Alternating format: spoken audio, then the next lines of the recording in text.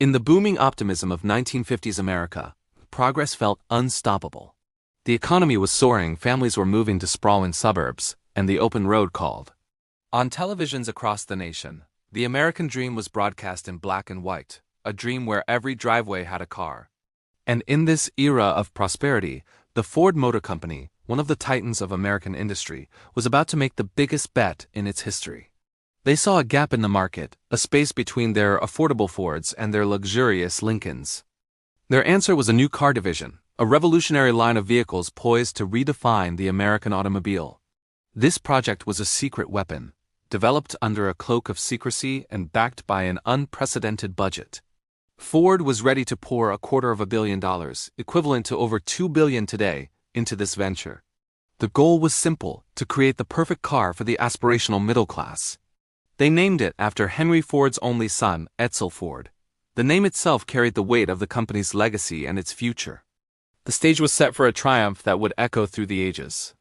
But instead, the Edsel would become a legend for all the wrong reasons. A billion-dollar mistake that would go down as one of the most spectacular failures in business history. This is the story of how it all went so wrong.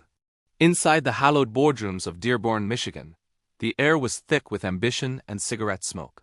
Ford's top executives, led by the formidable Robert McNamara, were convinced they had a winning formula. They assembled a team of the brightest minds in marketing, design, and engineering. The project, internally codenamed the E-Car, was more than just a new model. It was a mission to conquer the mid-range market dominated by rivals like General Motors. The company launched one of the most exhaustive market research campaigns ever undertaken. They surveyed thousands of Americans trying to understand their deepest desires, their aspirations, and what they truly wanted in a car. The data poured in, creating a complex portrait of the American consumer.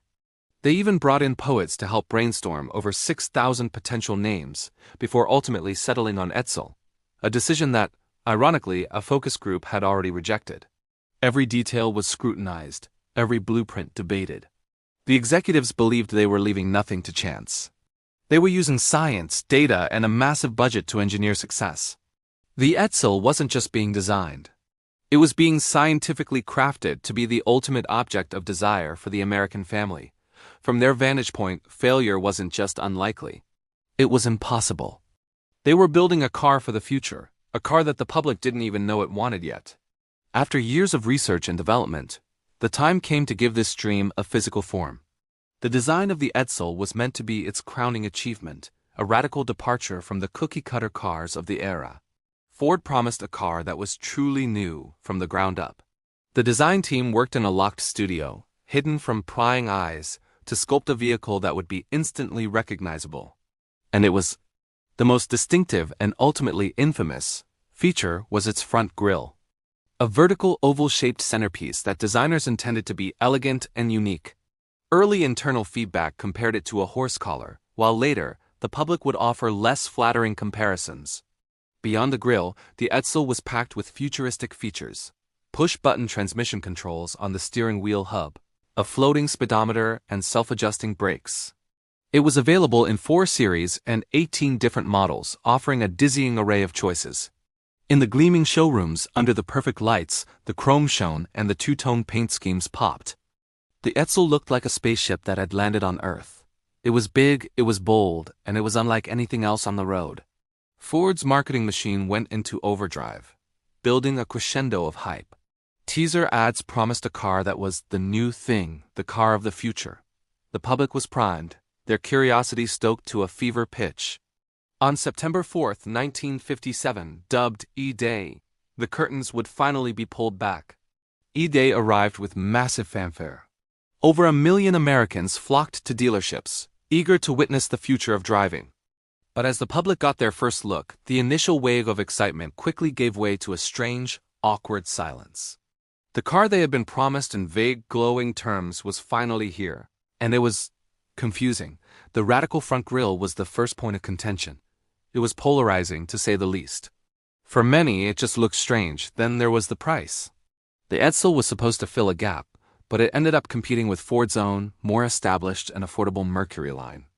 Customers walked into showrooms and found that an Edsel often cost more than a higher-end Mercury, leaving them baffled. But the problems ran deeper than just aesthetics and price. The first cars that rolled off the assembly lines were plagued with quality control issues.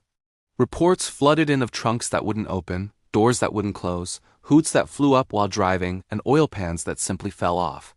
The push-button teletouch drive, meant to be a futuristic marvel, was prone to failure. The public, who had been promised perfection, was met with a product that felt rushed and unreliable. The hype had created expectations that the realities simply could not meet. The initial curiosity soured into widespread disappointment. The car of the future had arrived, but it seemed nobody was quite ready to buy it. The media, which had helped build the hype, was just as quick to tear it down. The initial reviews were brutal. Time magazine called the Edsel the old joke. Newspapers across the country ran critical headlines, dissecting the car's every flaw. Comedians made it the butt of their jokes on radio and television. The Edsel became a national punchline. The public's verdict was swift and merciless. The strange grille, the high price, and the shoddy workmanship became topics of conversation in cafes and living rooms across America.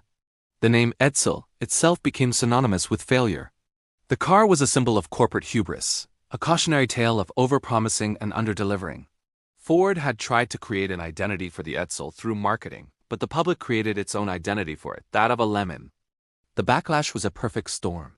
Ford had misread the public mood. Just as the Edsel launched, the country was sliding into a recession. Consumers were suddenly more interested in smaller, more economical cars, not flashy, gas-guzzling behemoths. The market Ford had so carefully studied 2 years prior had vanished. They had built the right car for the wrong time.